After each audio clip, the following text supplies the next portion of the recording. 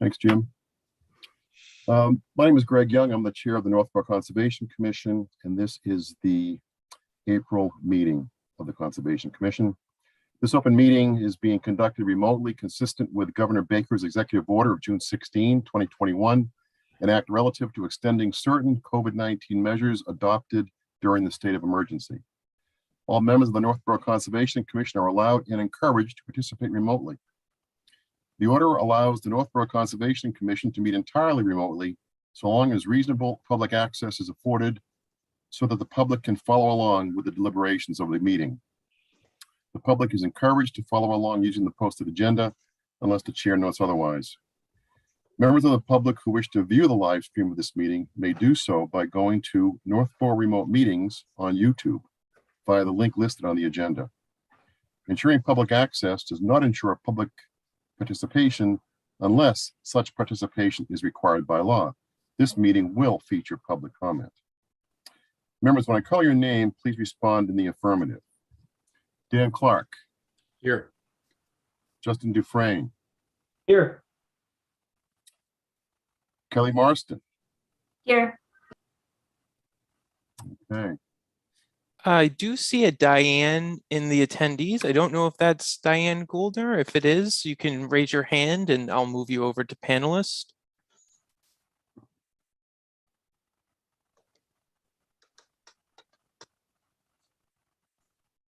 Let's find out. Diane Gouldner, is that you? You're muted. You're muted. I unmuted, I think. Diane, you're in the wrong room. Well, I'm sorry. Okay. It took Anyway. me 10 times to try and get on here, so you're lucky I'm here. We are always lucky you're with us, Diane. Diane Gouldner, are you here? I am. Very good. Okay. Staff, when I call your name, please respond in the affirmative. Fred Litchfield. Here. Jim DiGiulio. Here. Very good. Thank you. Some ground rules. For presenters and applicants on the agenda, the chair will invite each speaker or applicant on the agenda by name to make a presentation and speak to their application. Participants will provide their full name and hold until the name is called. Each speaker will be asked to mute their phone or computer when not speaking and to speak clearly and in a way that helps generate accurate meeting minutes. Those responding will be asked to wait until the floor is yielded to them by the chair. Speakers who wish to respond to the comments of others do so through the chair, taking care to identify themselves. Each vote taken by the commission will be conducted by roll call. For items with public comment, after members of the commission have spoken, the chair will afford public comment as follows. By phone, dial *9 to raise your hand and wait to be recognized. Please note that part of your phone number will be visible to those viewing the meeting. By Zoom, click raise hand on the bottom of your screen and wait to be recognized. The chair will ask members of the public who wish to speak to identify their names and addresses only.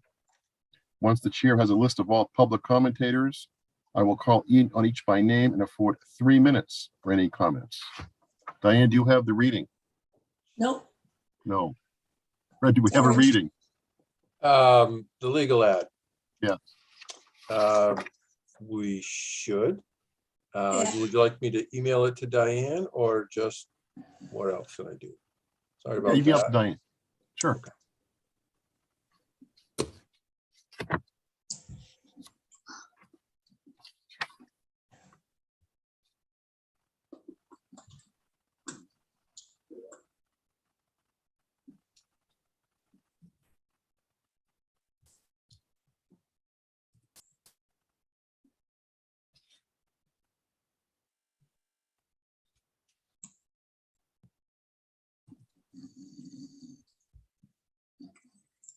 Diane, let us know when you receive it. Yeah. Let me see what happens here. If I Yeah. could. No. Coming. Pardon? It's coming. Oh, okay.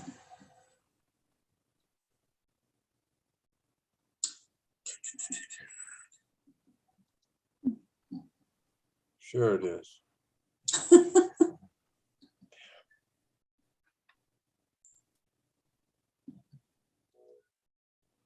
I'm afraid if I close this, I'll never see you again, but it's been nice knowing you. Let's see. Come on.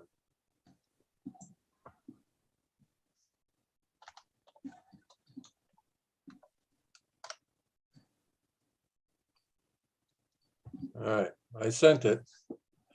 Okay. Now, see how long it takes to get across town. I should just fly right here. All right, let's see what I can do. Oh, God, this is a pain in the ass. Please excuse me. Where's AOL? Where are we? Oh.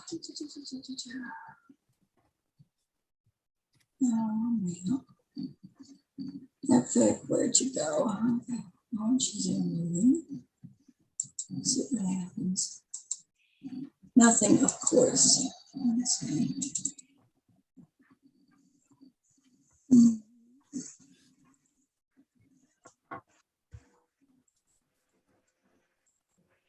Any luck, Diane? Not yet. I'm not there yet.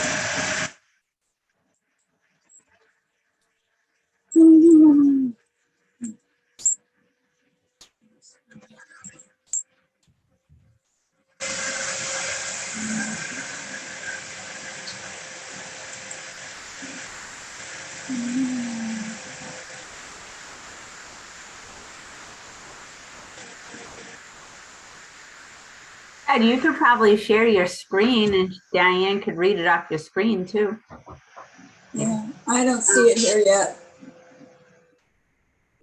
So.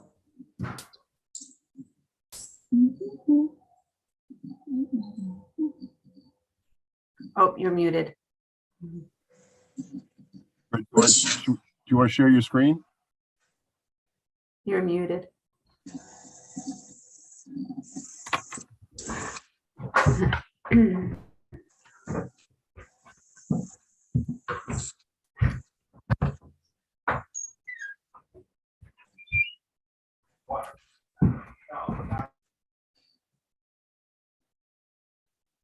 Okay.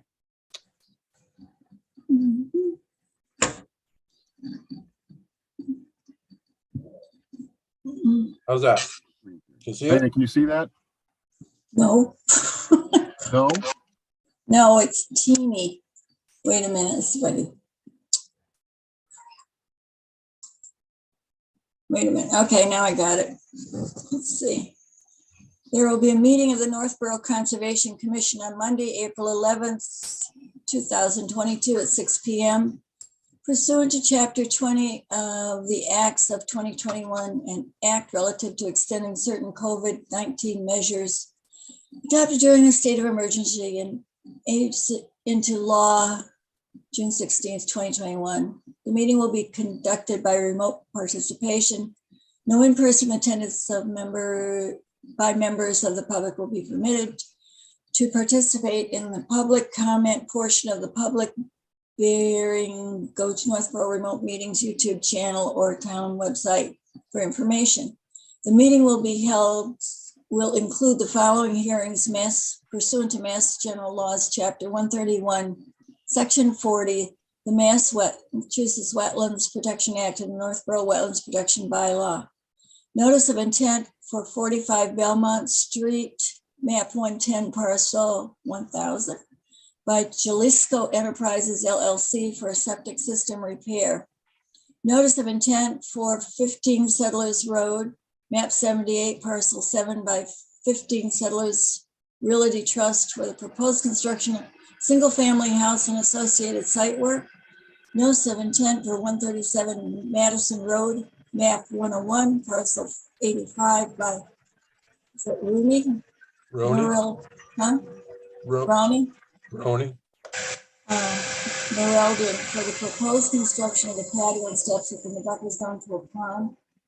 And lastly, notice of intent for Lincoln Street, Cold Harbor Brook Culvert for the proposed replacement of the Cold Harbor Brook Culvert and associated site work. That's all she wrote. Great. Thank you, Diane. You're welcome. Okay. Thank you, Fred. All right, now we're ready to rock. Yes. We're going to start with the meeting minutes. We can vote these now because we have a quorum, I believe. 1, 2, 3. No, we don't still. We're doing Dan, Diane, Kelly, and me. Yeah, we're good. We're good. So February meeting minutes. Justin has to recuse himself. He was not here. He chose to do so. His wife had a broken leg or an arm or something. He had a legit excuse to get out of here. That was good. That was the broken arm excuse. That's Yeah. all. Oh, that's a good one. She's better now, I take it, right? It's been a Yes, while. yes, She's pretty all much healed up. better now. Good. Any questions or comments on the meeting minutes from February 14th? No. Then we need a motion. Can I motion that we accept the meeting minutes as written? Second, Seconded by Diane. We'll roll call the vote. Dan Clark, Yes. Diane Goldner, yes. Kelly Marston, Yes. and I vote yes. Where's everybody Right. else tonight? What's that, Diane? I said, where's everybody else? Well, both Tom and Todd did say they'd be here, but Okay. Just who knows? curious. We'll see. They may Yeah. show. They may show. Okay. All right. We're going to bring this right to the top of the agenda. Lincoln Street, Fred Wright, Cold Harbor Brook. Yes, I see from the list of attendees that there's a few people there who may want to join in. Not sure who would be there from Ecotech. There's a number of people who are working on the project there. Megan McDevitt from Woodard and Curran, you may want to bring her in, Jim. And Scott Jordan. I see Scott Charpentier was here, but must have had to leave. Oh, there he Where's is. theirs? So we have Scott Jordan from Ecotech and Megan DeWitt from Woodland and Curran. Great. Yeah, I sent a promote to panelist to Scott. I believe he needs to accept something on his end to move over. Yep, I'm here. Okay, so we have one Ecotech and one Scott Jordan.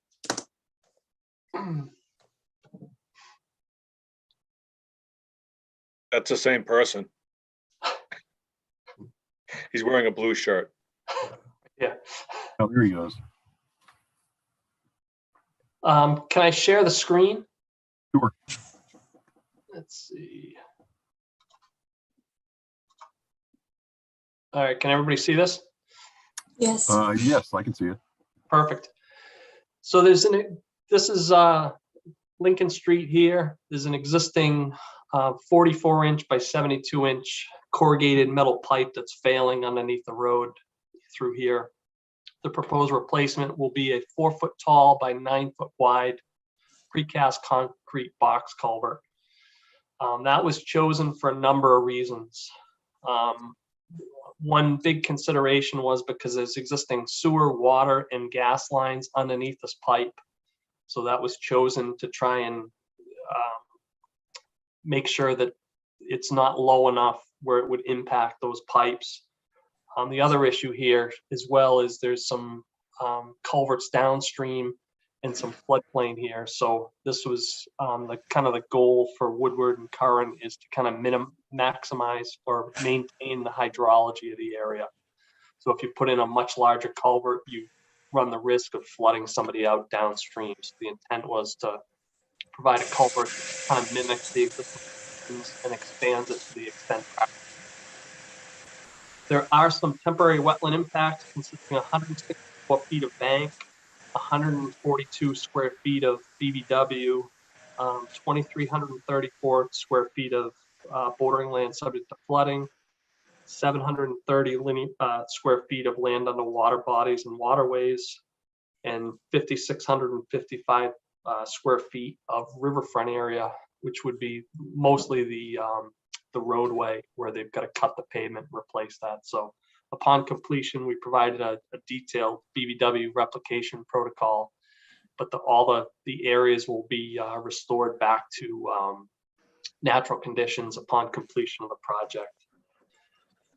There also To do the work in the dry, they're proposing a coffer dam on the upgradient side of this proposed culvert here. A turbidity curtain on flow end here, silt fence and silt sock along both sides of the proposed project to make sure there's no erosion into Cold Harbor Road. I think that's pretty much a summary. I'd be happy to answer questions. There's some more detailed information in the notice of intent that I'd be happy to walk you through if you have any questions. Good. I got two quick questions here. What's the timing for this? I mean, like, it's fairly urgent, I would think, right, Scott? That's my understanding. My guess would be it would probably go out to bid in the next couple months.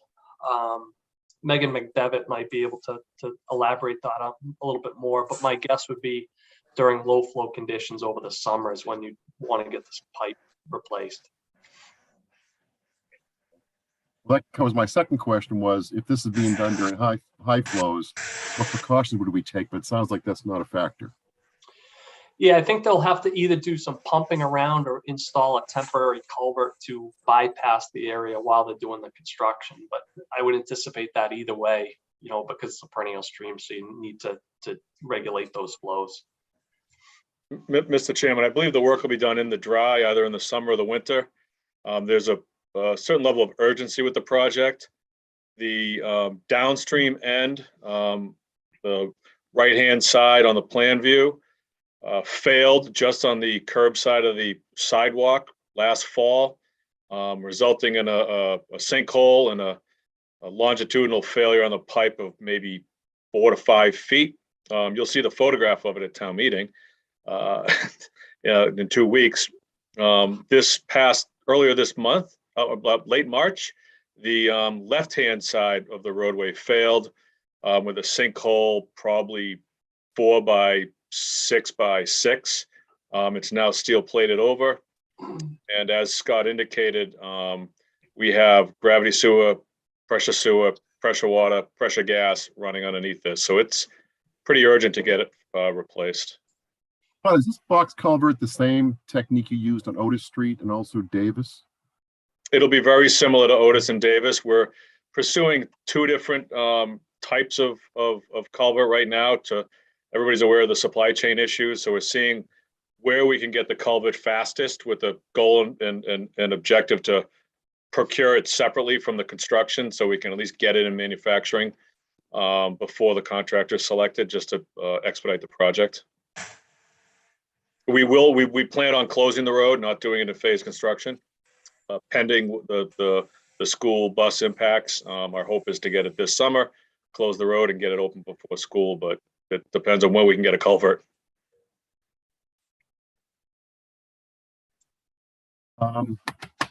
Any questions from the commission?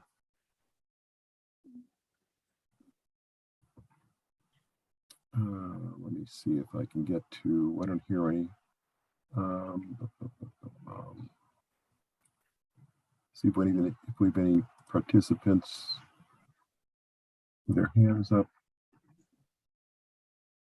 I don't see any.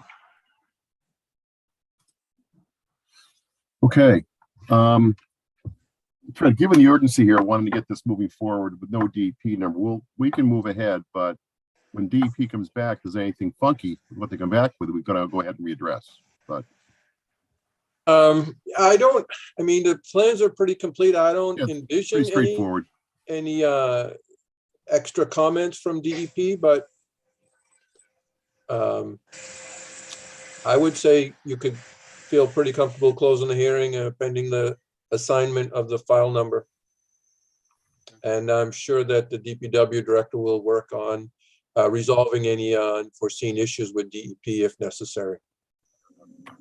If any comments come back from the DEP review that are substantive, I'd be certainly willing to come back to the commission, talk about them. As I indicated, we're trying to pre-purchase this. The bid process is a few months. We have to wait till after town meeting anyway. So I expect DEP would be responding to us well before we're concerned with going on the street.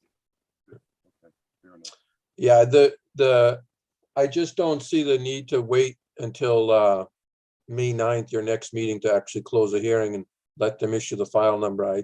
Hopefully we will get it before then. We can issue the order and they can prepare their bid documents early in May. Okay, all right, let's, can we drop the screen sharing and then we can, go ahead and we can take this to a vote. Okay, no questions from the commission, I take it. Let's move ahead then. We have a motion to close the hearing. Make a motion to close the hearing. Second, Second. Second by Kelly Marston. Vote to close the hearing. Roll call. Dan Clark, Yes. Justin Dufresne, Yes. Diane Gouldner, Yes. Kelly Marston, yes, and I vote yes. Okay, we're looking for a motion to issue an order to, for Lincoln Street, Cold Harbor Brook replacement. Yep. I'll make that motion. Motion to issue order conditions for Lincoln Street, Cold Harbor Brook culvert repairs. Assuming our standard conditions. Second. Seconded by Dan Clark. Roll call. Dan Clark, Yes. Justin Dufresne, Yes. Diane Gouldner, Yes. Kelly Marston, yes. and I vote yes.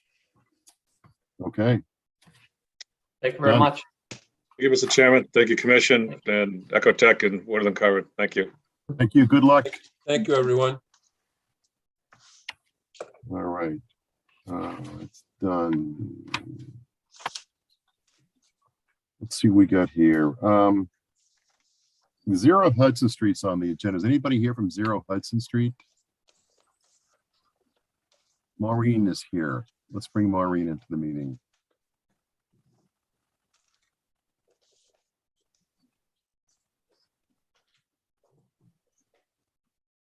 Maureen Harold. I'm here. Okay. Hey, Maureen. Hi. So it's been a long time. It has, and I'm back. And thank you for your patience. Well, I'm not sure you want to thank us quite yet for our patience, but we're not going to deal with it tonight because we haven't verified the wetland line yet. Okay. We have no conservation agent yet.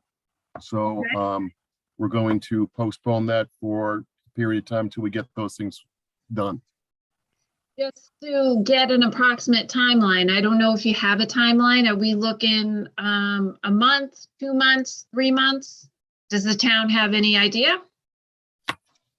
I would be speculating, Fred, but I'm thinking probably a couple of months. Well, there are some interviews that are going to be happening at the end of this month. And I expect it'll be a few weeks before, at least before someone could start. So it would most likely be the June meeting before we have somebody available and working in that capacity. Okay, so the last time that we left it with Mia, just to kind of give the commission a little background, I went out with Mia, we made several adjustments to the plan. The plan was revised.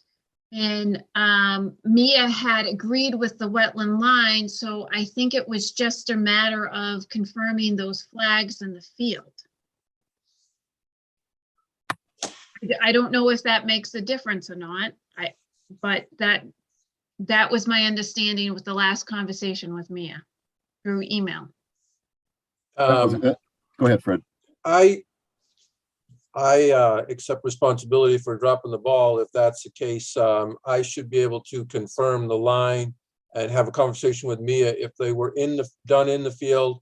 I don't believe she ever went back to verify that they were moved correctly or not, but I can check with her and try to confirm that before your next meeting, with or without a new conservation agent, if that's the only issue for the commission.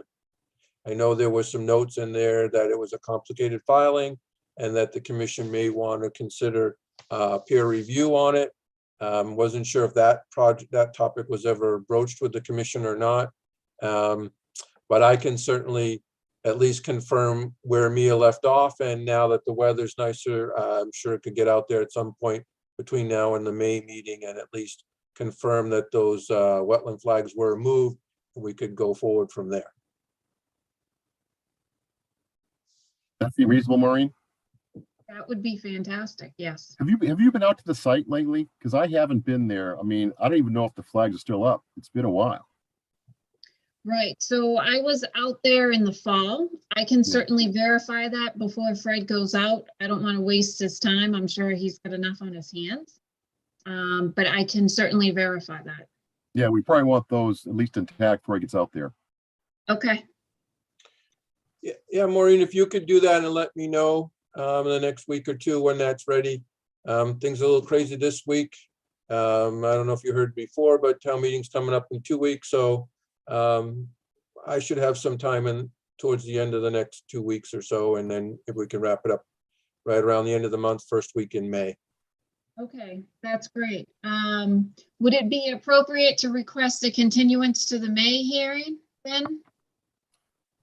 I think so, yeah. Okay. I mean, worst case is that there's some sort of discrepancy between the two of you and we have to kick it out another month, but I think we should start with looking at May, sure. Okay.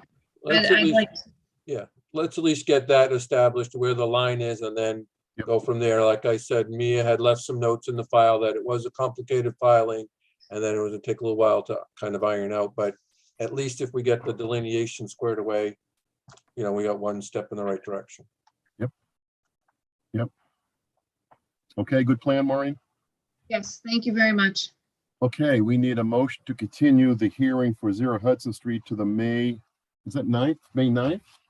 I believe it is May 9th, yes. May 9th meeting. So moved. Can I Is that a motion? motion? Yeah. Is that a motion? Sorry. Sorry, that's what we do in West Grove. Sorry.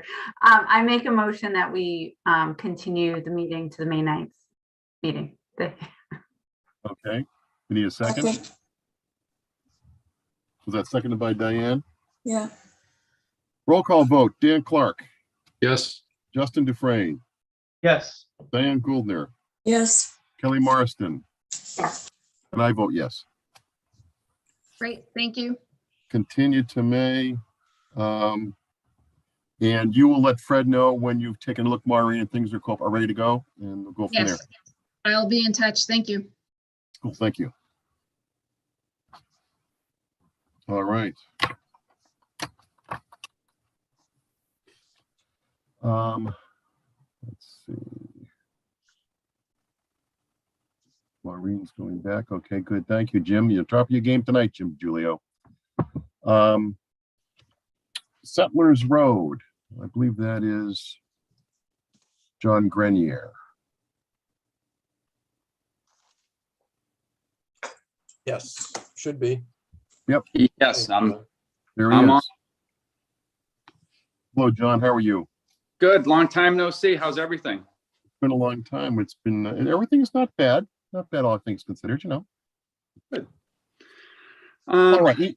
Anybody else need to be here, John? You're it? You're good? I'm it. I'm all you got. All right. So Fred, do you want me to share my screen or do you have? I have your plan, but if you want to share, you go right ahead.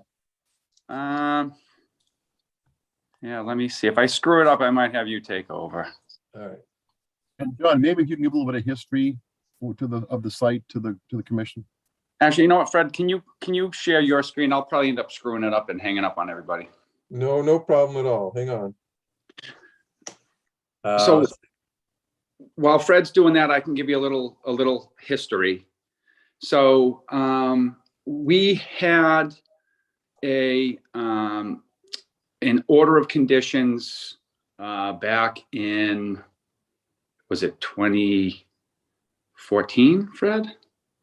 I think it was 14-ish. And the 12? 12. Gee, time goes by. I'm getting old. So we had an order of conditions for the construction of a single family house on this lot. The filing was only for the local bylaw. It was an isolated wetland that was located on the east side of the lot. And at the time, the required buffer zones for no disturb and no build, it was 15-foot no disturb, 25-foot no build. We started work on the lot. It was, trees were cut, grub, stump, filling. We were getting ready to go, and there was an unrelated issue with one of the abutters, which kind of had things come to a screeching halt for a couple of years at least. And once that issue got resolved, plans got changed in terms of building a house there, and it's kind of sat for a few years. So with that, what we're coming before you now is to kind of breathe life back into the construction of a single family house on the lot. With the new filing, we updated the grading and the wetland flagging. And with this current filing, we are respecting, since that filing or that previous order of conditions, you've increased the no disturb and the no build to 25 and 35. So we are respecting those increased setbacks for this new proposed single family home to be built. And that's really the long and short of it. We with the original filing, we did have the site contractor had excavated for a culvert pipe that was gonna take the runoff from the isolated wetland that's to our east, and it was gonna pipe it across the front yard of the proposed house. But what we've decided to do with this new filing is the runoff from that does flow in a southerly direction. So we're going to continue the flow of the water, how it flows now, and just let it continue off in that southerly direction. So we're not proposing any culvert pipes to capture that water with this new filing. We're going to let the water flow in the direction that it flows now. But other than that, it's pretty straightforward, single family house lot. We have a driveway that comes quite a ways from Settlers Road down into the site. We do have a septic design that was approved and reapproved by the Board of Health. That's located to the north of the house. Sorry, John, can we put the plan up here? Oh, I'm sorry. Can you not see the plan? I see the town of Northborough Conservation Commission notice of public hearing. Oh, hang on. I thought I had it. Which is a beautifully written document, but I've read it several times now, so. All right, I'll try again. Let me see. Tom Beals has joined us. How about that? Can you see That's now? it. All right. Isn't technology Tom. great? So, yeah, just to kind of step back for a minute where you can see the house kind of in the center portion of the site. Yep. And to the northeast of it is where that isolated wetland is. So, we modified the plan from the last approved plan to shift the house and the driveway a little bit so that we're respecting that increased no build and no. The wetlands down toward the pointer, a little bit to the left of the pointer, right? Yeah, right there. Right there, yeah. Yeah, okay. Where's the septic, John? In here? Yes. In the 100-foot buffer? It's skirting along that, but that's al- for the. Is Go it ahead. already installed? No, but it was re-reviewed by the Board of Health and approved.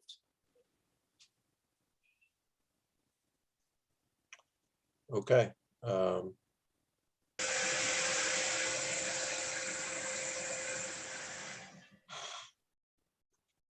So, yeah, so we're just trying to breathe life back into this permit, and we're we're respecting the increased setbacks that have been enacted since our last filing. And really the wetland is up gradient kind of from where a lot of the work is. So there's really no issue or potential for runoff flowing uphill to the wetlands. We're downhill, but obviously we're going to be installing new wattles and silt fence just as kind of to demarcate the limit of no disturb. So that's the long and short of it. So nothing outside, nothing inside the 35, correct? No, we'll have a 25 grading, 35 no structure, no pavement, no nothing. Yep. Okay. And how close is the septic system? It's up. You can kind of see in the area of the 100-foot buffer, kind of where the lot starts to flare open, like it starts to widen up a little bit. So it's placed as far to the northwest as we can get it, because we have 20-foot, is it 20 or 25-foot setbacks from the property lines? So we're as tight as we can go up in that corner.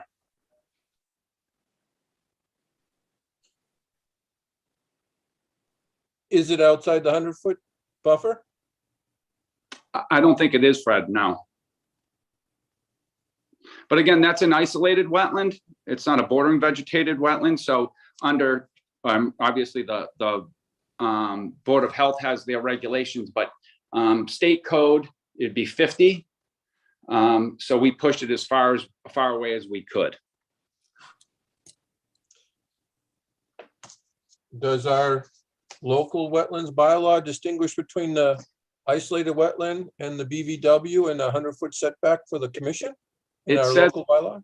It says a wetland. So I was basing that off of it being what's a state recognized wetland. But I can double check. I'll double check back with the Board of Health on that. Well, there's two regulations in play here. There's the Board of Health regulation for the local, and then there's the local wetlands bylaw, which you're filing under. And I believe the Conservation Commission has a 100-foot setback to a wetland. Now, I don't know if our local bylaw, our local conservation bylaw stipulates the difference between isolated and BVW. That I have to plead ignorance on. I don't know off the top of my head. I can certainly find out. Yeah, I was double checking, and when I was regrouping on this, and I didn't see anything in there, Fred. But obviously, you know better than I do. Well, I wouldn't swear to that at this moment.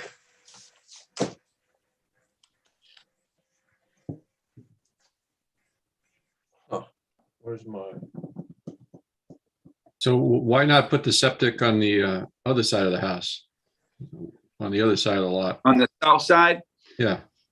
it gets ledgy down there. There's outcrops of ledge. And the best soil, the best material was up in that one area.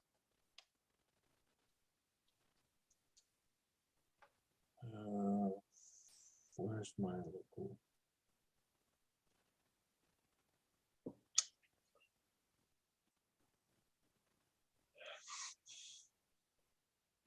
Let's see, I don't know if I can get to the bylaw without making you all dizzy by sharing my screen and scrolling through. Where's my?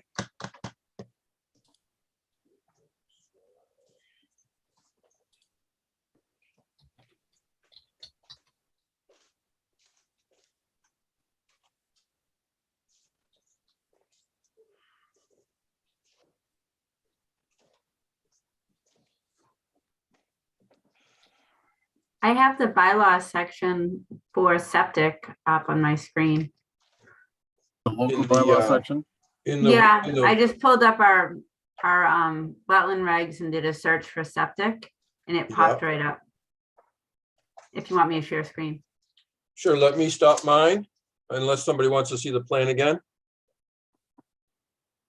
Okay, guess not.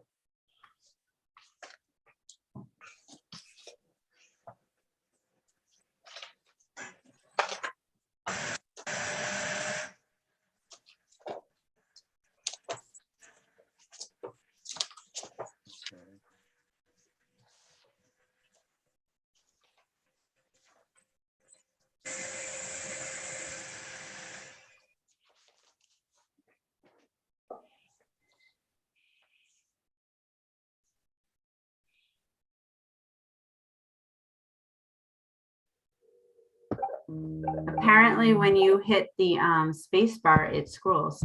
Okay. Okay, can you see that? Yeah, 3.8.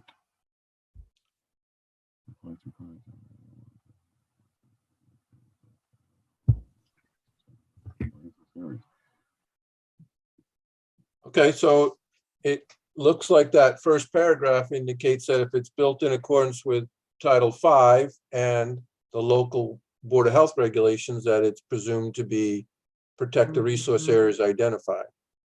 Right. So Title V is 50 feet. Well, hang on. The rest of the sentence says only Right. if none of the components are located within the following resource areas. So it says freshwater wetland. So that, Well, it's not actually located in the wetland area. It's located in the buffer, which is not listed on here. so it's leaching field setback at 100 feet horizontally From the boundary of the and system. tanks 50 feet horizontally. I guess So is the that- question is, And what, I think- what- I think it comes to then the proof, right? That this is the only location that works. So I guess if the applicant has looked at that other area of the site and there is ledge or there is something that precludes it from being there, you know, this may be the only area that works, but That's the area that in the back, there's a trough and then it's pretty ledgy back there. We had dug holes in the past. And then the area that had the best soils for treatment were in the area that we showed it. I would throw out, Fred, if there was a condition where you wanted us to put a lot of times in systems, we'll put a plastic barrier to prevent any breakout onto a slope, you know, in a filled system or a raised system. So Yeah. if it's an extra protection, you wanted us to put a poly barrier on the easterly side of that system, that's not an issue. We can do that. You know what I'd like, John, is I know that you're probably anxious to get this moving, but I think what I'd like to do is have the septic system put on the plan and let me do a little research and make sure that we are in the only place that's really viable. And if we need to propose a poly barrier in order to protect that isolated wetland, that we can add it to the plan and then approve it. I know it's under the local bylaw, but I'd feel more comfortable if it was at least shown on the plan and then the commission can deliberate whether or not they want to grant a waiver on that under the local bylaw only. I can see you're disappointed, but I'm not sure there's much other options for us to do at this point without, I mean, we approved this plan, the septic's not on there, you don't have permission to build the septic. All right. I don't have a good poker face, do I, Fred? Sorry. Me neither, if it's any consolation. Yeah, we can do that. We can do that. And my only, there is a family that is looking to buy the lot and build a home on it. And so we're trying to breathe life back into this as we missed last month. And so I'm just trying to get this wrapped up as soon as I can for him is all. So, if that's something that we could, if I can get together with you, Fred, and we can just make sure we're on the same page, I'm fine with that. Yeah, let's start by sending me, revise the plan and add the septic to it so that, you know, where you want to put it. Let me talk to Kristen up in the health department and see what they Yeah. have for regulations and how that works. And then if this is the only place and it is within, how, you know, as long as, I'm sure it's outside the 50. Yeah. As long as it's something the commission would be willing to entertain a waiver on that, in the fact that it's an isolated wetland that wouldn't be, wouldn't even be before you if it wasn't for the local bylaw being different than the state regulation. That's something you may want to pose to the commission to see if they're even willing to entertain that. If not, you're out of luck and you're looking for another place for that septic system. All right. Well, I guess, is that something that the commission would entertain? Well, I'd like to see the plan. I'd like to see the detail on the plan, how far away from the wetlands this actually is. Okay. Other commissioners have comments or questions?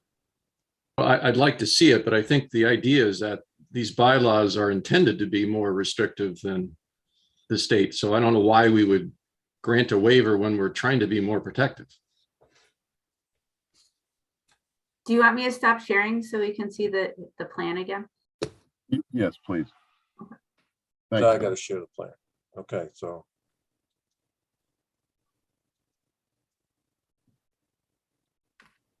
All right.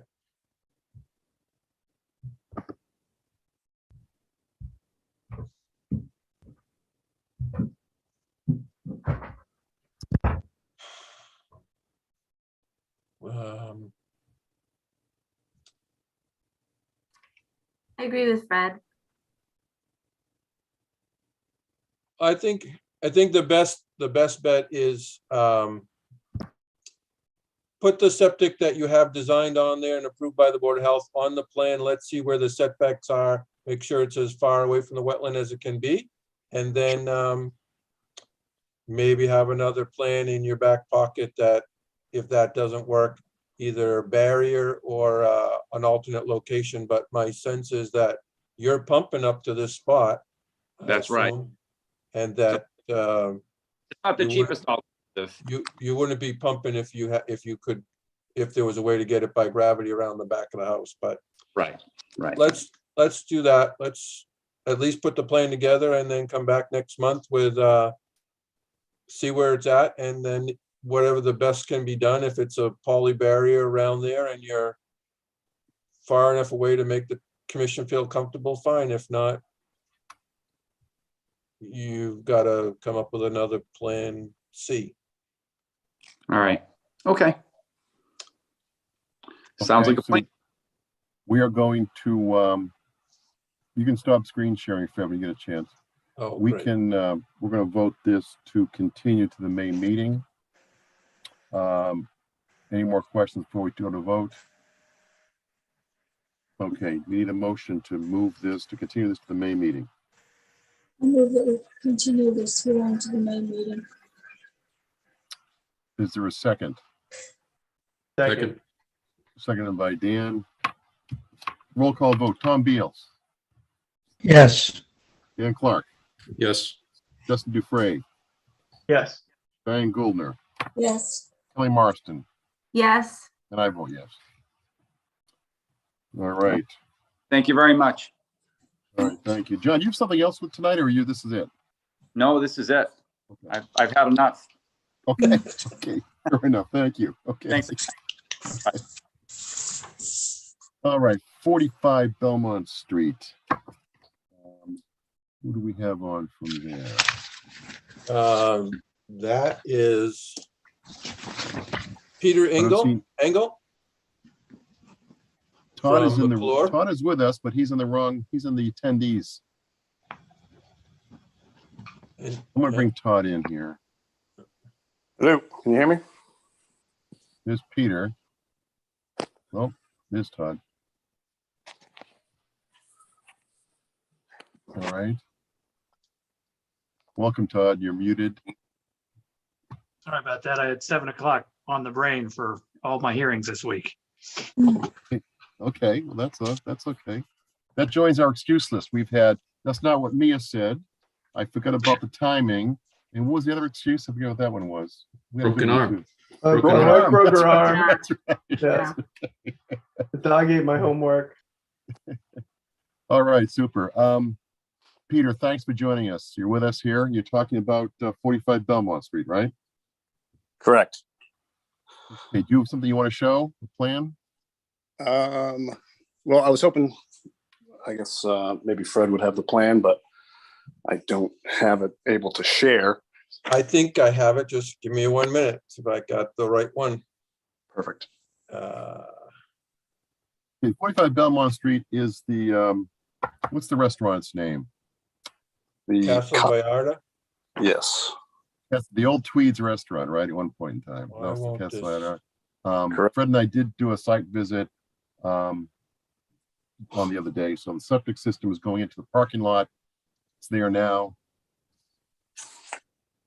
Correct. Yeah, the existing system is, if it's not in full failure, it's basically there. Basically, the existing tanks, grease trap, are all undersized. There's probably no filters. So whatever's getting into the leach field from the grease trap and the septic tank, again, both undersized, are kind of choking up that existing leach field. So upgrading or repairing and designing this thing to not just meet the Title V, but kind of exceed it with the size of the tanks. 2 tanks in series, a larger grease trap, multiple filters, and then a Presby system for some advanced treatment within the leach field itself. That's a big system. It is. Bigger than the restaurant. It is. Yeah, they have quite a bit of flow. They have 182 seats. So it's 35 gallons per day per seat for Title V. So they're up over 6,000 gallons a day. Okay. You can So see the it plan, is- okay? Yeah, in this, can we blow it up a little bit, Fred, maybe to take a look at the design? Is that possible? I can try. Okay.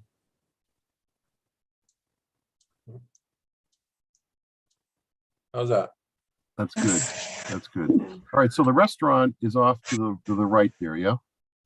Yeah. The The restaurant's right here in the middle. Right there. Okay, there's the restaurant. So the Then there's parking, a series of chambers over here that lead to a pump chamber that then sends it around to the distribution box around here, and then the 2 systems in this area. okay. And the parking lot does have, I guess, I don't want to call them berms, but they're concrete barriers that ring it, yeah? Correct. Yeah, there's a bituminous curb around the back side. At least for most of it. Right along that edge of the pavement, and then your erosion control barrier is shown right outside the edge of the pavement, making it easier to install.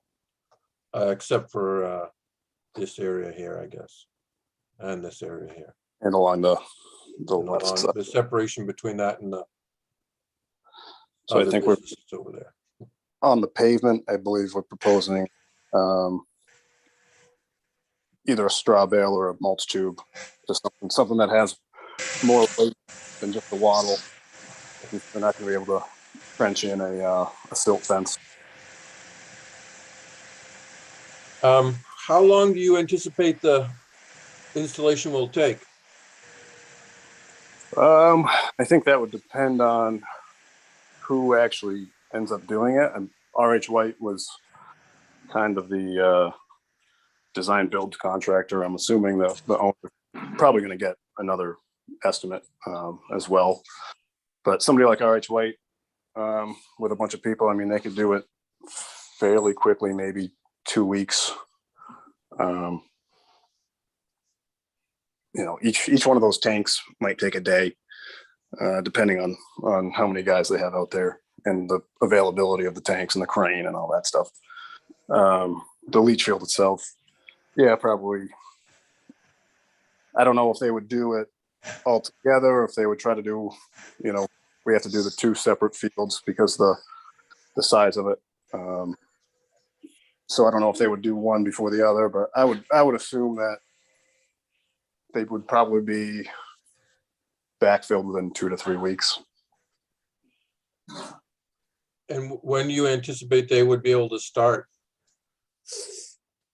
They already have approval from the Board of Health, so pending the order of conditions and lining somebody up, I'm sure, it's starting to get into septic season, so people would probably have a backlog by now. I would hope they would get to it by maybe June. You don't see any problem getting the equipment for the pumps and the tanks? Yeah, I guess it depends on the lead time as well and where they're going to get the tanks from.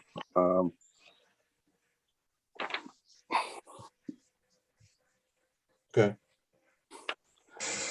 And then, also kind of depends on what it's going to cost them. I know it's not a cheap system by any means, so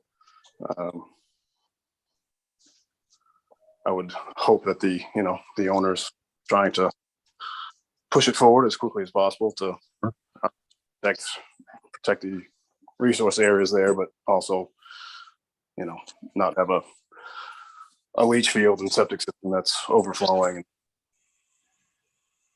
which hasn't happened yet, knock on wood. Okay, so we're talking about some erosion control devices along the line of, as designated here behind those pavers, more to speak. And the same thing in the parking lot by the tanks, right? Yep. This all pitches down toward the wetlands, doesn't it? It's a pretty flat parking lot. There is one catch basin you can see in the bottom right, which we're proposing a silt sack on. I believe that portion of the parking lot pitches towards that catch basin. The western side where the leach field does pitch back towards the wetlands. As far as I know, it must reach a point where the berm kind of ends and it just kind of sheet flows down through the woods. Unfortunately, there's minimal stormwater controls there from being such an old site. So.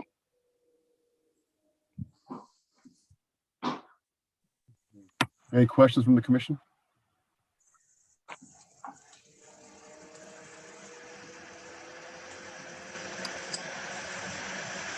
See if we have any.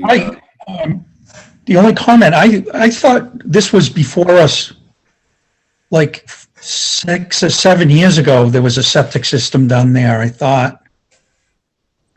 I think this is back again. I believe that you're right, Tom. I think it was more than 6 or 7 years, but I think it was more like could be 10 or 15. But I do recall this was done once before. I think that's part of the problem, is that the existing septic system partially wasn't maybe maintained the way it was supposed to and wasn't actually big enough. I can tell you that for what it's worth, speaking with Kristen Black from the health department, she indicated that she was quite pleased with this septic design and thought that they truly went above and beyond what was necessary. And if this system is installed and operated the way it's intended to be, it should work for quite a while. So she was quite happy with this as a proposed design from a health department standpoint. Yep. Good. Yeah, the existing system there now was put in, I want to say in 2005 or 6, maybe 7. So it did not last very long in septic terms, and that's likely due to poor maintenance and the undersizing of some of the components. So the only other comment I have is maybe we look at like a mulch bale. It's a little heavier since we're just laying that on the asphalt instead of a straw bale.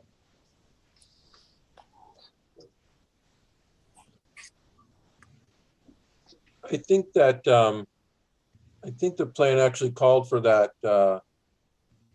chip log in the parking lot in this area, and then the other, and also in this area here, and over in here where it's all in the pavement, but this long stretch along the back is all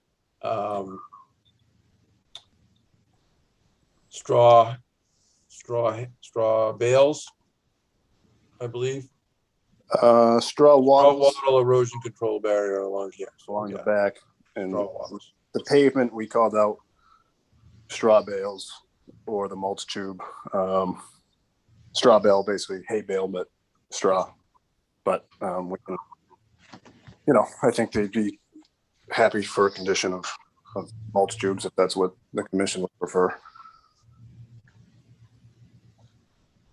I think those can be installed. They've got enough weight to them. They can be installed by just laying them across the asphalt without having to drive them in with rebar and poke a bunch of holes in the pavement. Right. I think that mulch tubes might be your best bet. And then the straw wattles where there's no pavement, as long as they're a sufficient size to hold them in place, could be staked down with the wooden stakes, as long as it's off the pavement. So is that, it's hard to see on the plan. So the back all along the wetlands is going to be straw wattles and staked? Yes. Okay. That's beyond the pavement. Okay. And then All the right. rest that comes across here, here, and here would all be within the pavement, and that would be the mulch tubes with the 12-inch mulch tubes that have the pretty good weight to them. Right. Okay. Are we talking just straw wattles in the back or straw wattles and fencing? I believe we had just straw wattles.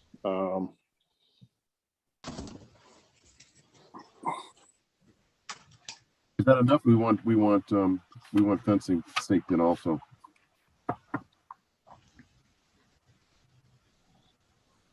Talking the back run only.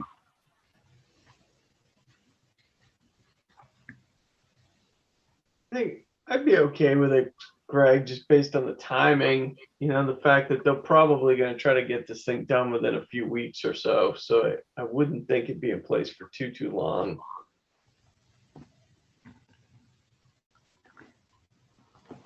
So my other question is, are we going to have any stockpile area on the location? Are we looking at everything being hauled out as it's excavated? It doesn't look like there's room for anything for stockpiling.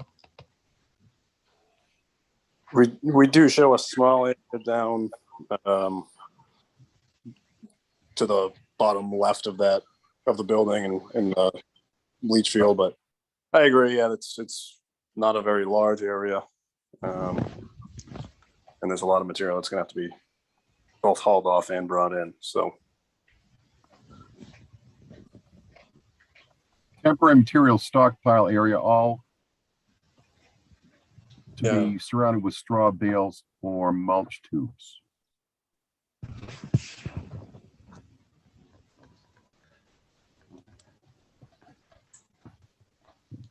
So I guess I'm all right if it's wattles on the back, or if they choose to do the 12-inch mulch tube all the way around.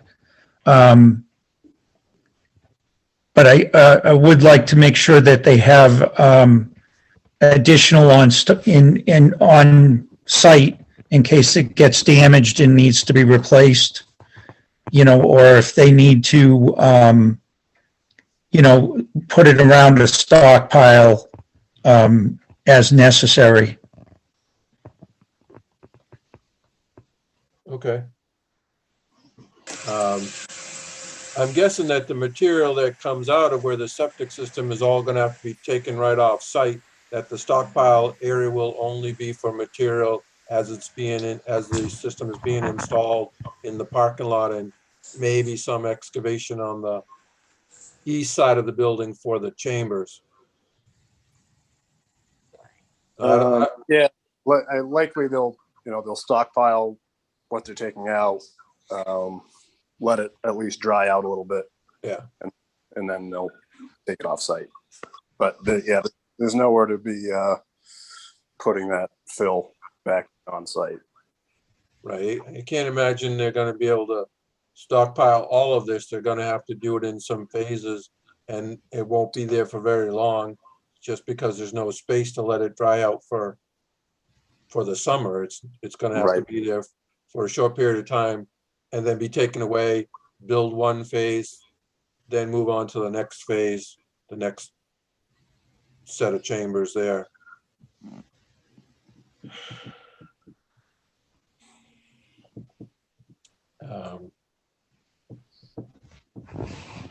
Okay. Anything else that the commission would like to see in the order?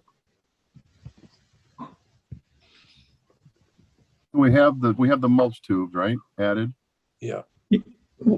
We've just, the only other comment I have is probably they'll need to be able to street sweep if they need to.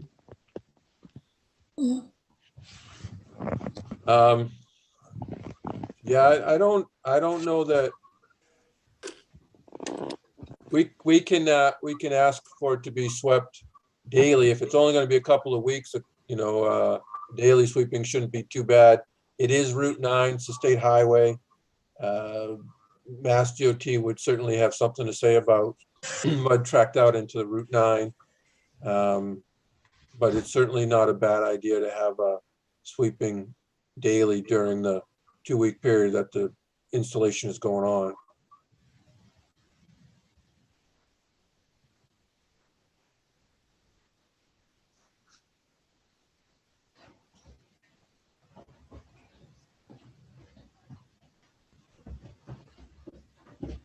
Anything else from the commission?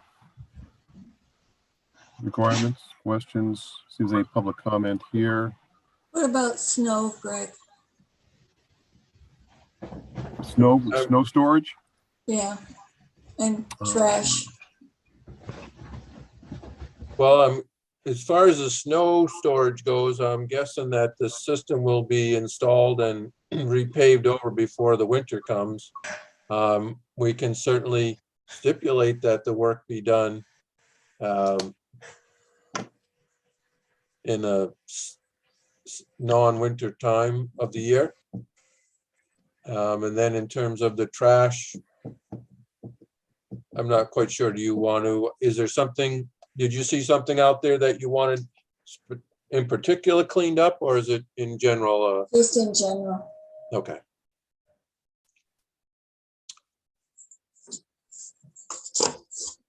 Isn't that part of our standard order, Fred?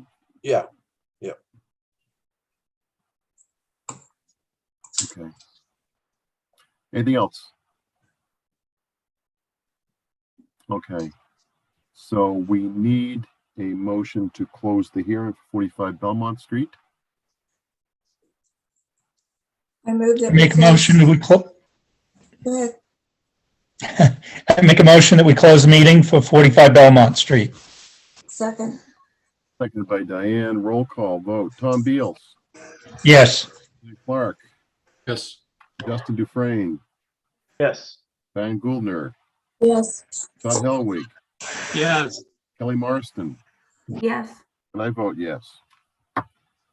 All right, now we need a motion for an order with the new conditions of the daily sweeping of the street, Route 9, and mulch tube uses as identified. Anything else, Fred?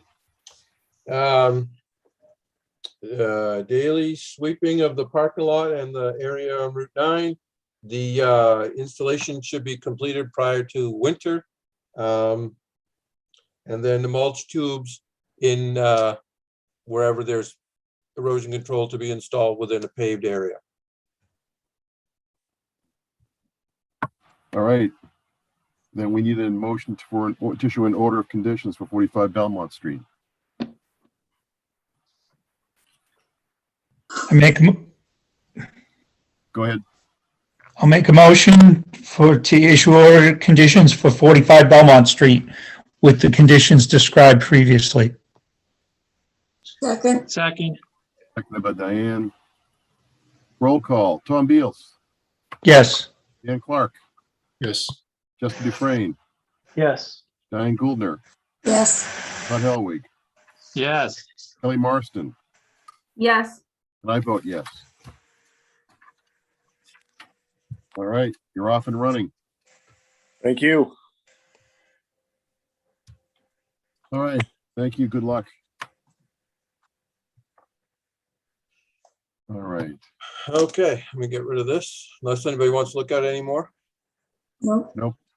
it's memorized. We're good. All right, burned into your retinas. We are going to 137 Madison Road. Attendees, I believe, are Roni Norelden.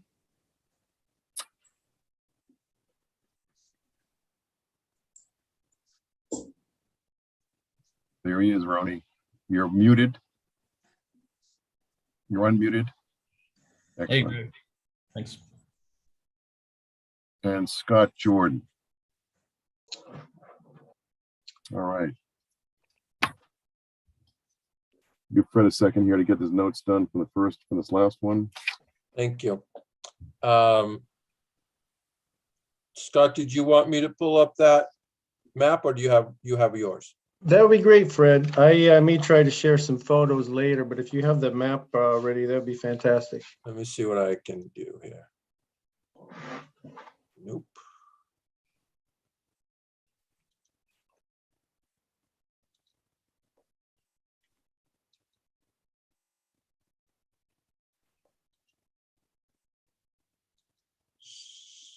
There we go. And action. There we go. How's that? You see it? Great. Thank you. Okay. Okay, good evening. Scott Jordan from Ecotech. I'm representing Ronnie Norelden, the applicant. I'll give you a quick overview with this plan here, and then, like I said, I might try to share some photos. Ecotech, I was on the site in December to delineate resource areas, and we delineated the bank. There's some fringes of BVW, mostly the bank of a small pond that's in the backyard of Mr. Norelden's property on Madison Road. On the site, Ronnie described to me what his project was going to be, which is the removal of a small deck, and I believe there's a small patio area also. Is that right, Ronnie? The paver area? Yep, correct. Yes, removal of a small deck and patio area at the rear of his house and installation of, excuse me, a new patio. And the backyard, so there's an existing lawn, and then there's a garden bed in this area, and it's a rather steep slope down to another lawn area by the pond. So the lawn's sort of terraced. Upper lawn area, a landscape garden bed, it's sort of steep, and then a lower lawn area. So the project is to construct the patio and some granite steps along this steep slope down to the lower lawn area. Since I knew that the steps were going to be within the bylaw setback areas, we immediately started talking to Mia. We swapped several emails over the winter. And she indicated that the commission is obviously reluctant to grant waivers for work in the setback. And she did give us some ideas that we can try, some mitigation ideas that we could run by the commission. So I didn't clearly explain. The patio itself will be at least 35 feet from the well. So the patio is not, does not require a variance or waiver under the bylaw setbacks. The granite steps on the steep slope are considered a structure, I assume. And they will be within the 35. And in fact, they will be within the 25 no disturb. Mr. Norelden and his contractor put together this plan. That was another thing we had asked Mia, considering that it's a homeowner with a smallish project, could we do, a hand-drawn type of plan, save, couple few $1,000s to having a surveyor engineer out there.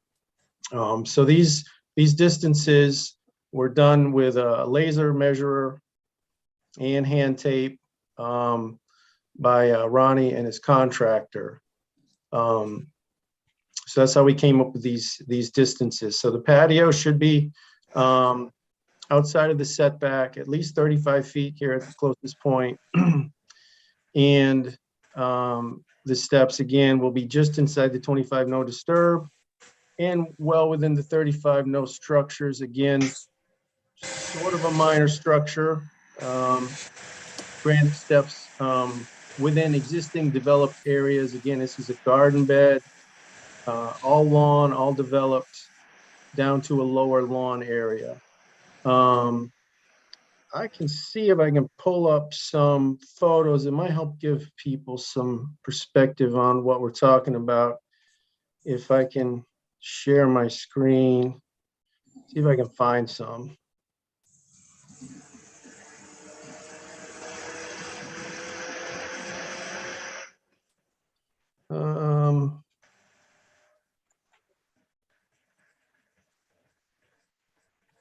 There we go. These are something I threw together, put them on a PDF. They're a little bit blurry, but can everyone see that? Yeah. Okay, so this is the backyard of the property looking, I believe, from west to east. You can see the existing sort of deck area. There's a little bit of a patio in this area. This will be removed. New patio will go in this area. And this is what I call the upper lawn area. Then we have this garden bed. It's sort of a steep slope down. And this is looking up from the lower lawn area. Here's the garden bed again. It's rather steep. It's at least a 1-to-1 probably slope. And so patio would be in the upper lawn area. And then he wants to inset the granite steps coming down the slope.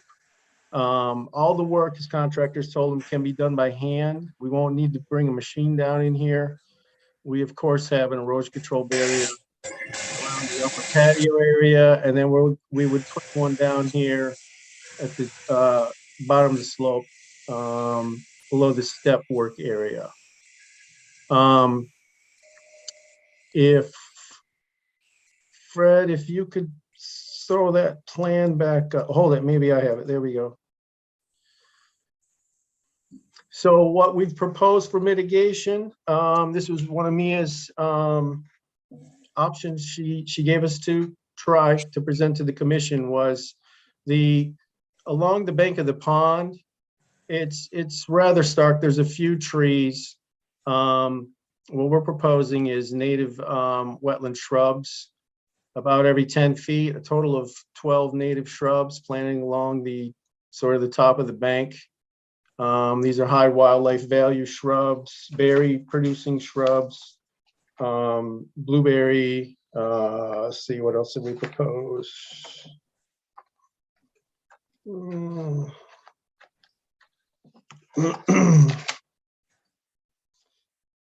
Yeah, we have options. We have given a few options: northern arrowwood, highbush blueberry, sweet pepper bush, or gray stem dogwood plantings as mitigation along the top of the bank. So that's about it for the proposal. The wetland delineation was very straightforward, very well-defined banking. Hey, Scott, can you go we'll back try- to the, can you go back to the plan, please? Are you not seeing the plan? Nope, I'm seeing pictures. Oh, I'm seeing the plan.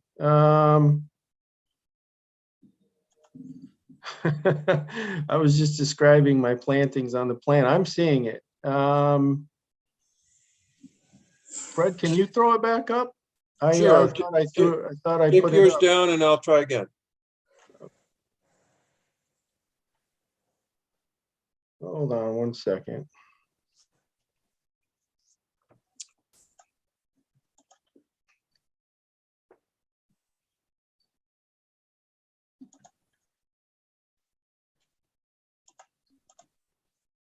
Oh, goodness.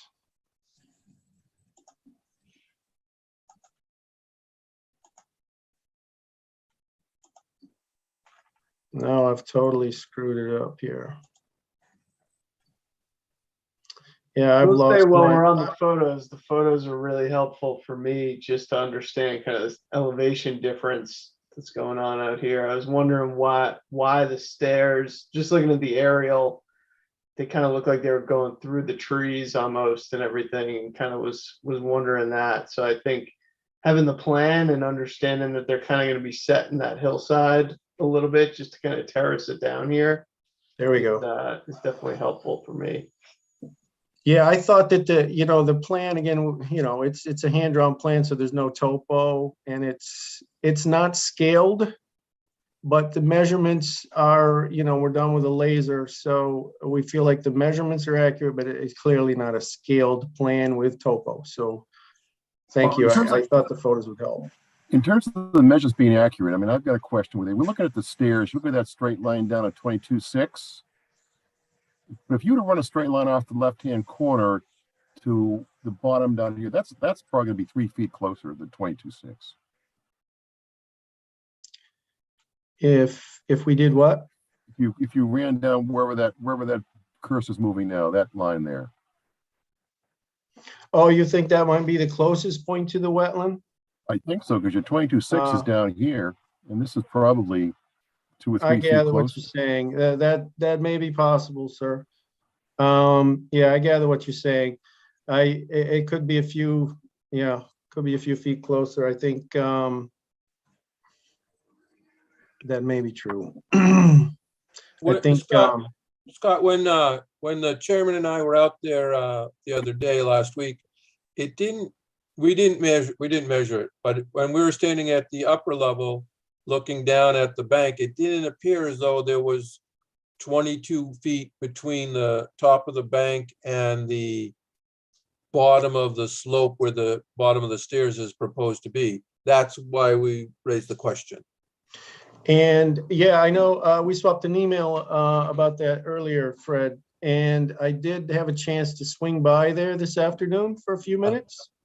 Okay. And myself and my intern, I had her crawl down the steep slope, and we did pull a tape, and we were getting a little over 21, but I don't know if we were pulling from the same area that Ronnie had shot his laser. Yeah. So it's very close to that.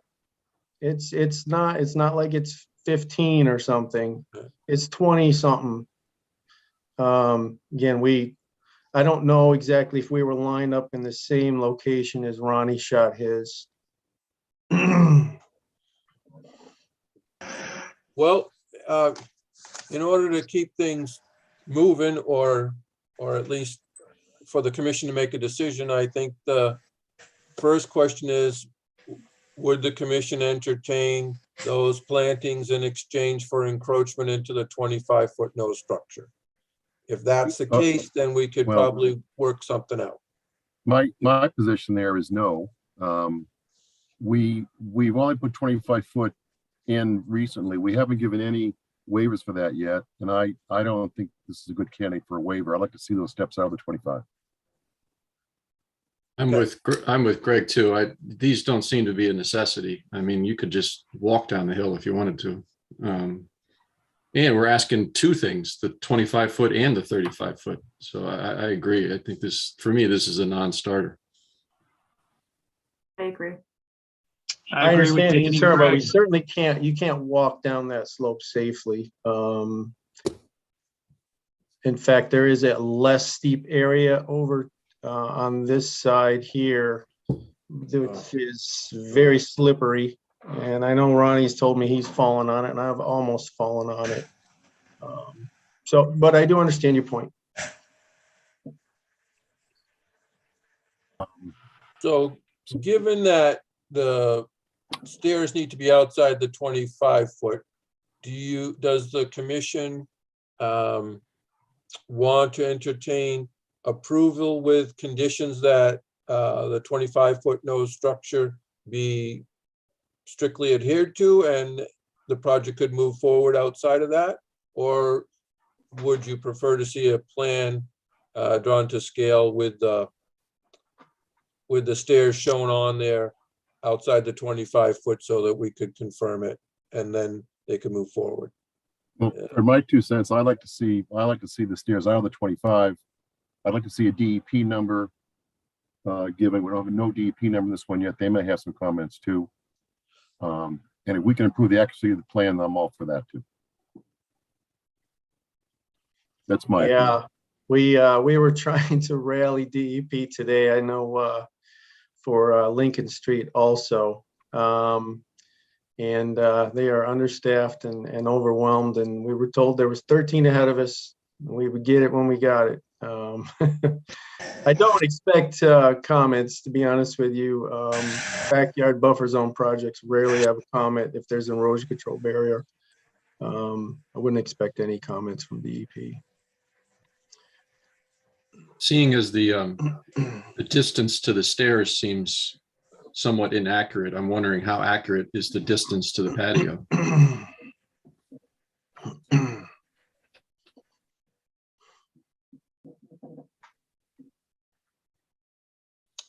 Well, I'm not in favor of having your client spend a lot of money and have a surveyed plan. I think that the town's GIS system could provide a fairly accurate plan, or if there's an as-built plan on file in the building department, the certified plot plan, you might be able to scale some stuff off of that.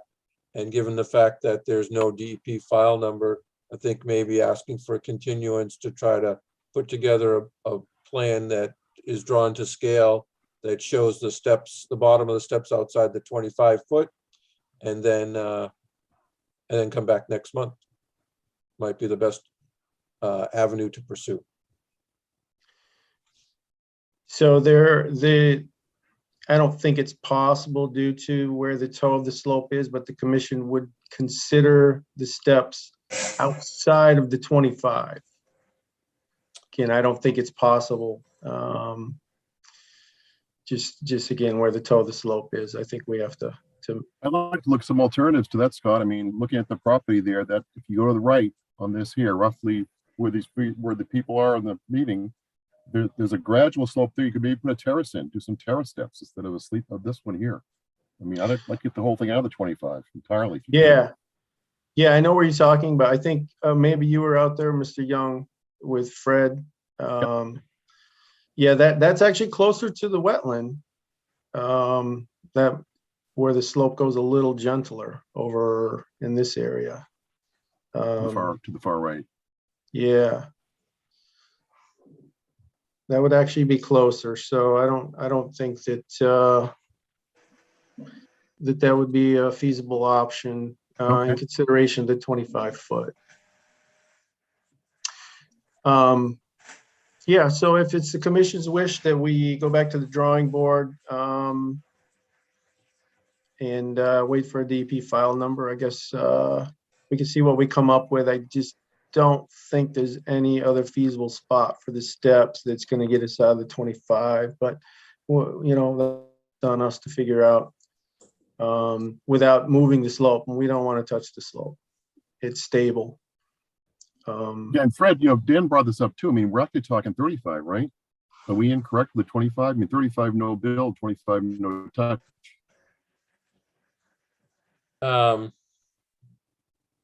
I don't know how long the stairs are, and the drawing's not to scale, so I can't say if that 35 foot is accurate or not. The 35 foot no disturb, this brown area here that's shown is I think that's part of the slope, that this part anyway is part of the slope, if I'm right, Scott? I think that's gonna be garden beds. Is that correct, Ronnie? Garden beds and just some of the natural grass that's there already. So the garden bed is proposed at the top of the slope where the lawn area is now? Yeah, it would be above the slope for sure, yeah. And so the top of the steps is the top of the slope, and then you're trying to Exactly. get a reasonable grade down for Set them steps right down into to that here, wherever slope. that lands. Set them into the slope with just hand shovel work. But you believe that the bottom of the steps will be beyond the toe of the slope and closer to the bank? As Ronnie described it to me, I think the plan is steps end at the toe of the slope, not beyond the toe of the slope. Yeah.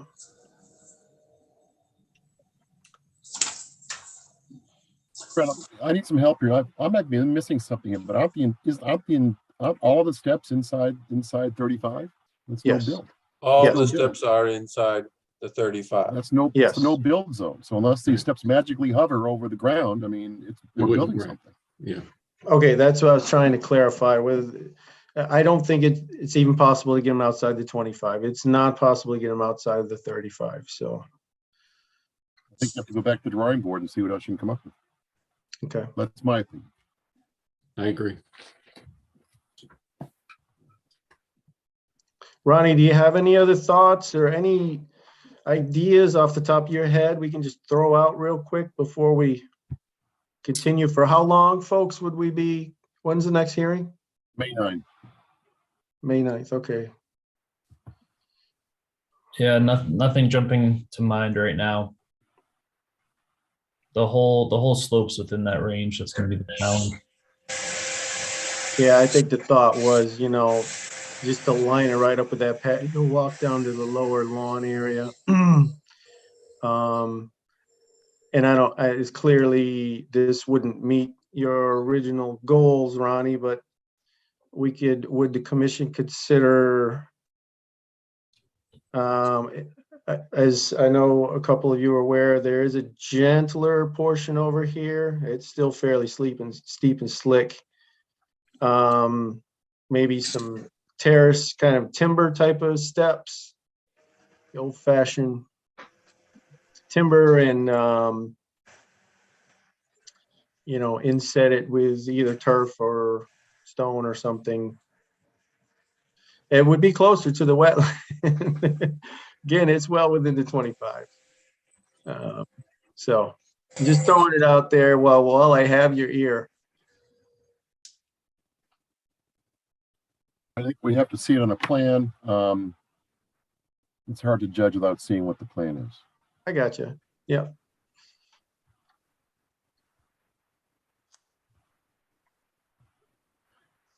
Okay, any more questions from the commission? Comments? I don't see any attendees with their hands up. I had one more So- comment, Mr. Chairman.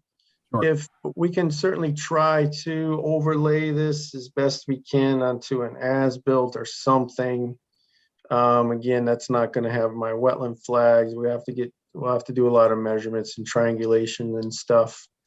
If we're having difficulty with that, could Fred or a member of the commission come out with us so we can pull the tape all together and confirm we're okay up with the patio anyway? It seems like the patio is definitely something the commission's going to consider approving, provided we meet the 35 foot.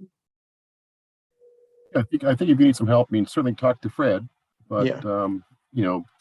And be flexible in your time requirements, but we can work something out. Oh Sure. yeah, we'd probably take 15 minutes, pull the tape. Okay, we'll work on something. Yeah, I think the best thing, Scott, may be to, pull a couple of stakes 35 feet off the edge of the bank and then just draw a string and see where that falls on the top of the slope there. And then see if the patio fits within that. You'll have to. Running water. It does You'll look have that to. way, doesn't it? Yeah, I mean, it's gonna have to, so. Yeah, just give me a couple days notice and we can meet out there. Okay, so May 9th.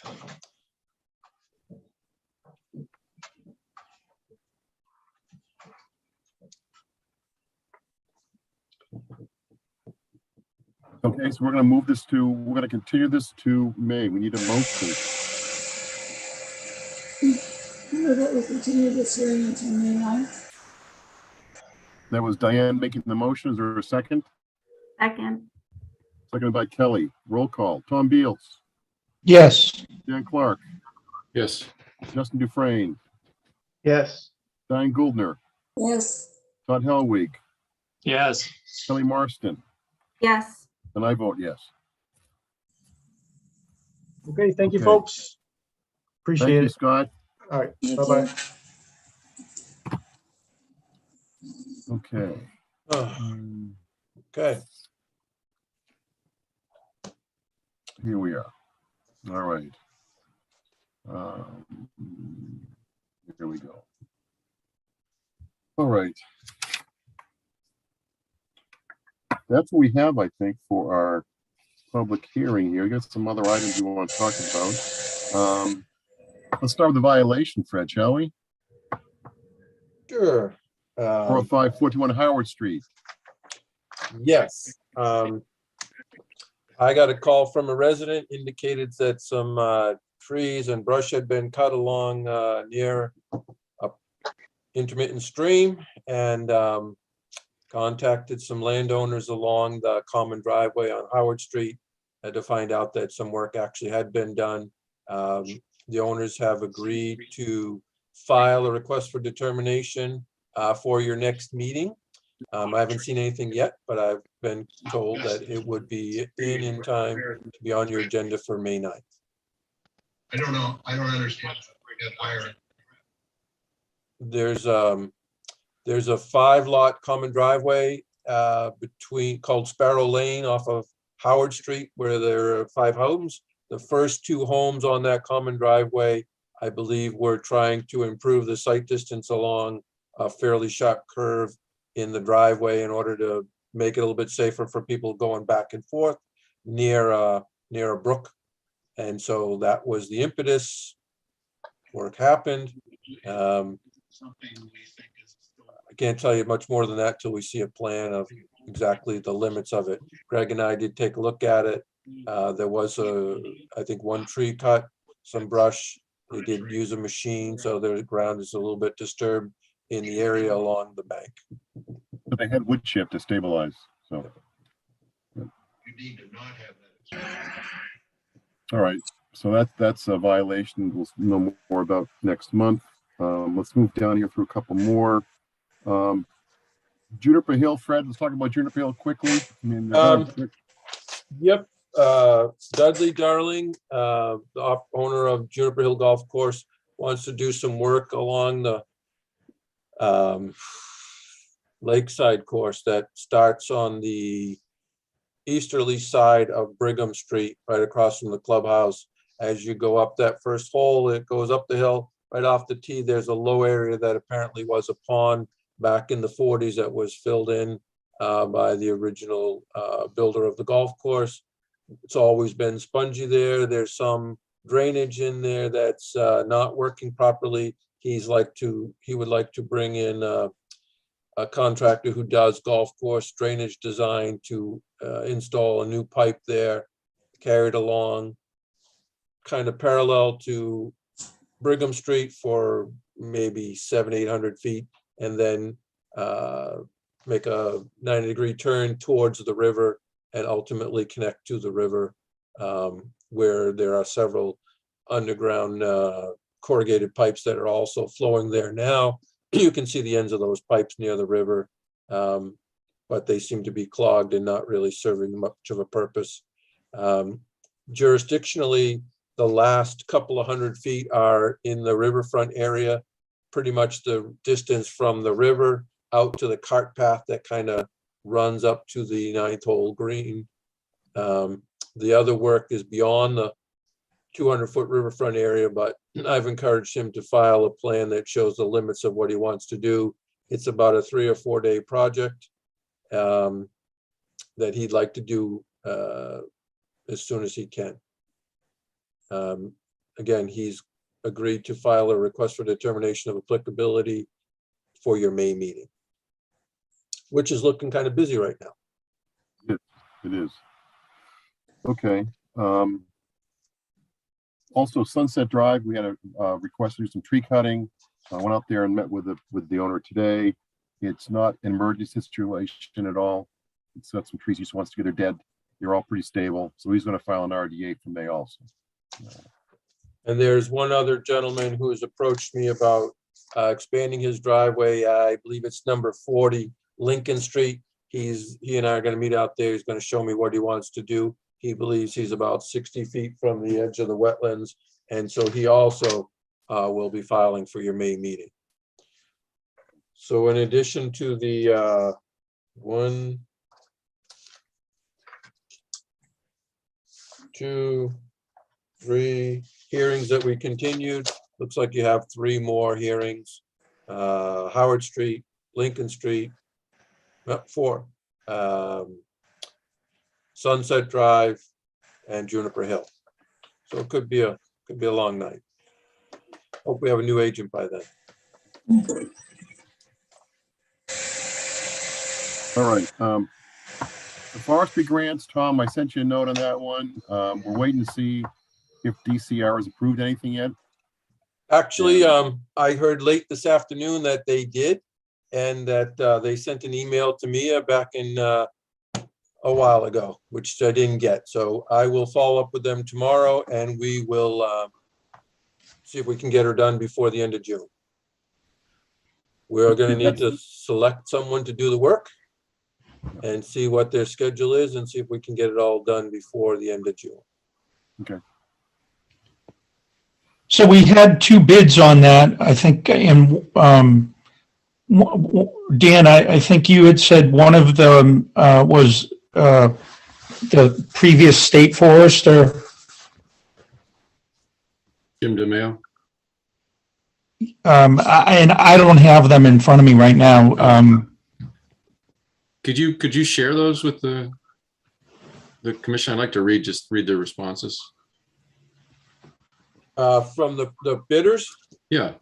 I don't have them ready to go, but I can send them to all of you. Yeah, I don't mean right now. I mean, yeah. Oh, just, sure. Yeah, I can yeah. do that. Yeah, I can do thanks. that.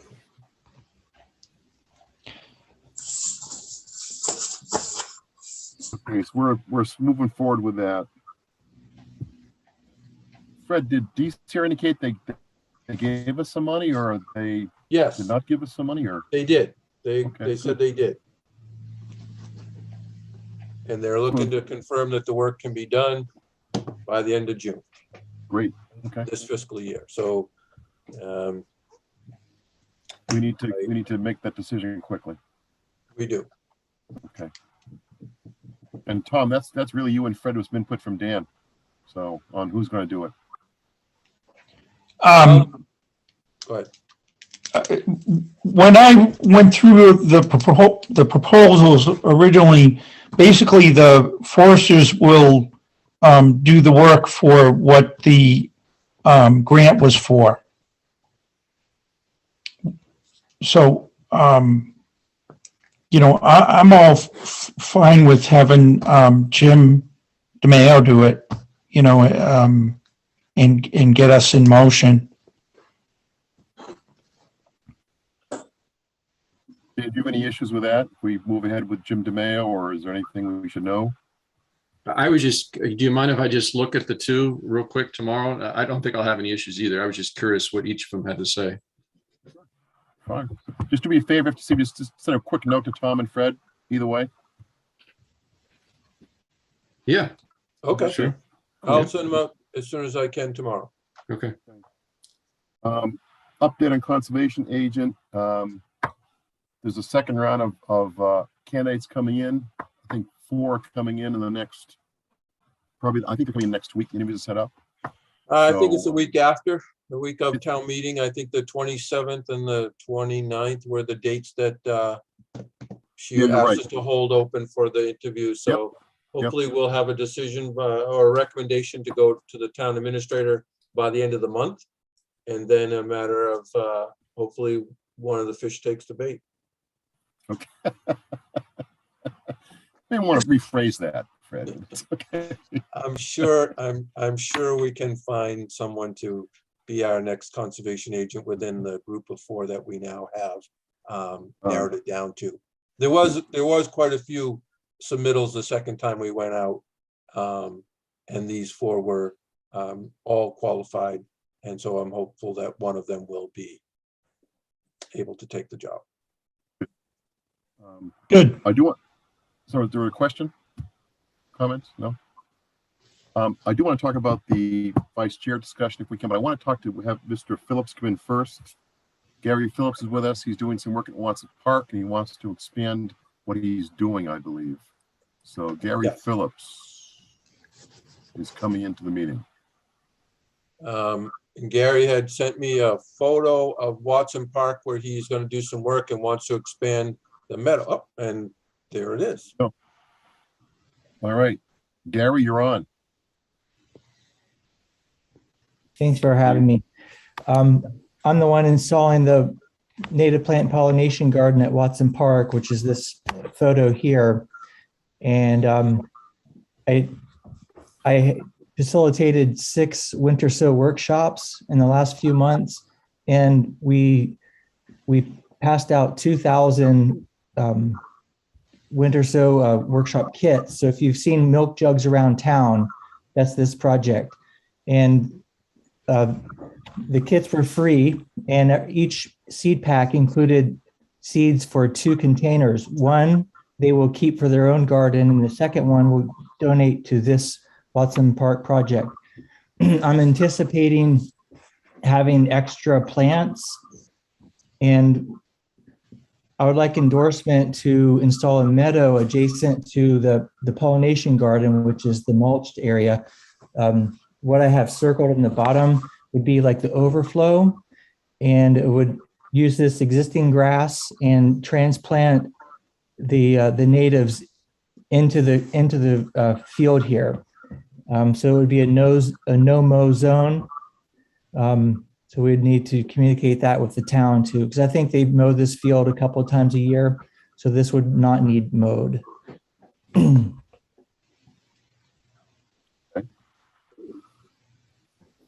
you're not talking much more, no digging up to plant, you're gonna have to make some holes, right?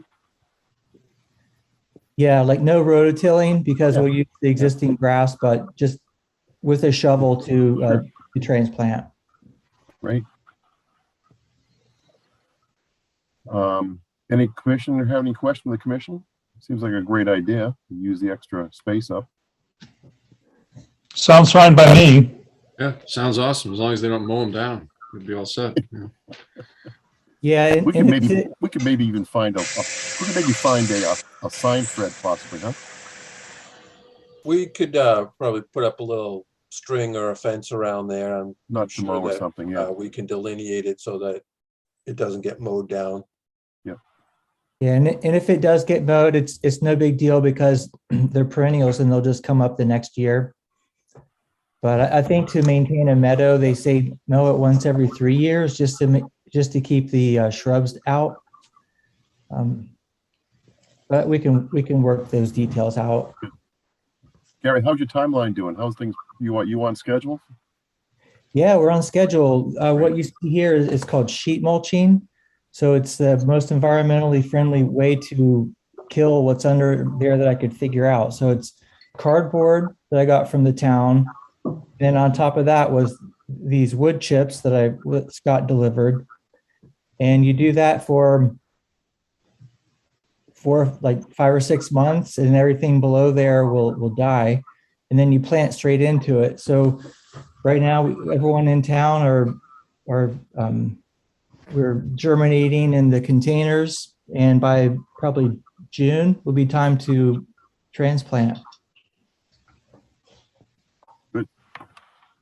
Okay, I don't think we see any issues here unless anybody wants to bring it up. Any concerns? I'm gonna check with the tenant, with the public. Nope. All right, we should probably vote this, Fred, huh? Just have it on the record. Yeah, I think we'll just have a vote. If the commission's in favor, we'll just keep it in the minutes. I don't know that it has to be any more formal than just a motion and an approval by the commission. Gary, roughly how big is this new area gonna be, the meadow? Well, I don't know.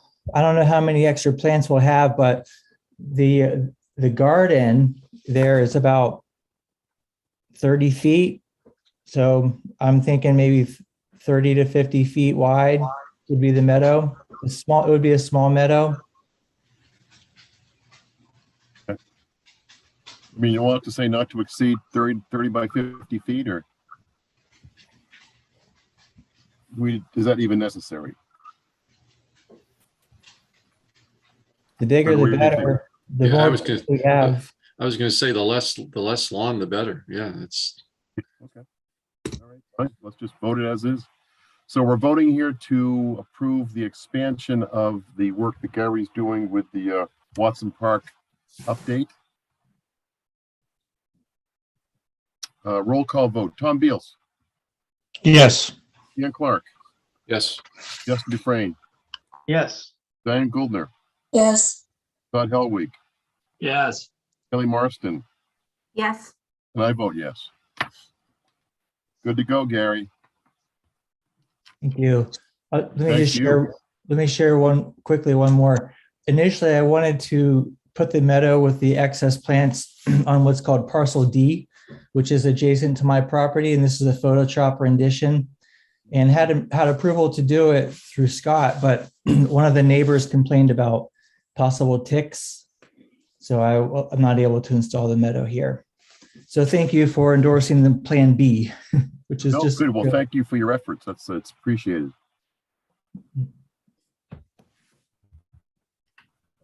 All right. Thank you, Gary. All right.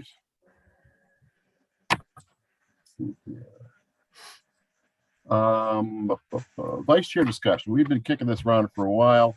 We've been looking for a full quorum, which we do have now. Me and I had started this discussion back in September, I think, talking about most commissions or committees have vice chairs. We don't have one that I'm aware of.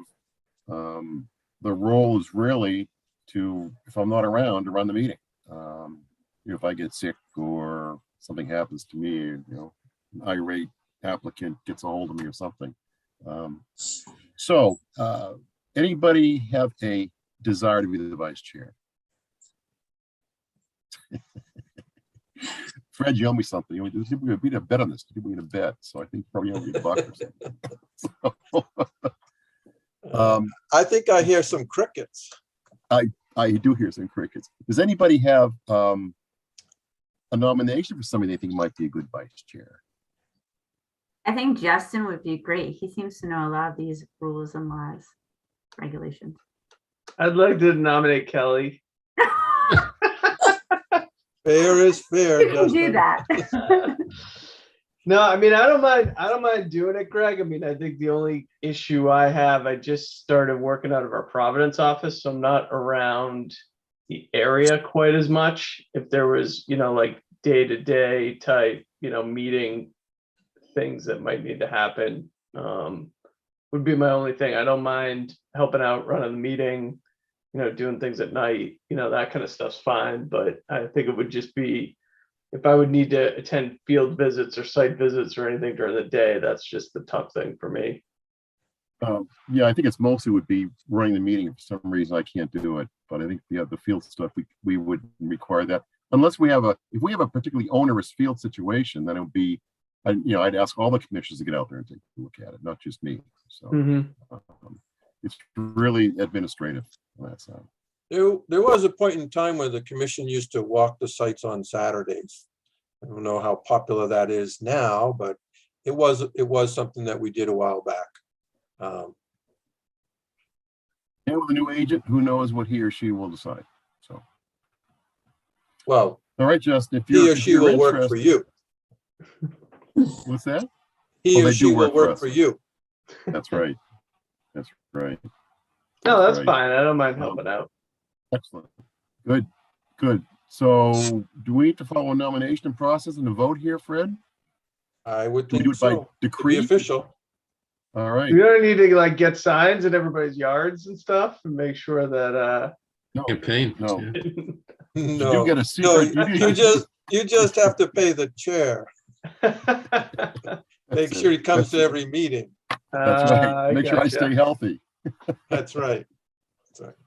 All right, so the motion we have here is that Justin Dufresne will be the vice chair of the Conservation Commission. And let's roll call vote that. Tom Beals, Yes. Dan Clark, Yes. Justin, you're out. Diane Goldner, Yes. Todd Helwig, Yes. Kelly Marston. Yes. Yes, she couldn't wait to say yes, and I vote yes too. Great, thank you, Justin.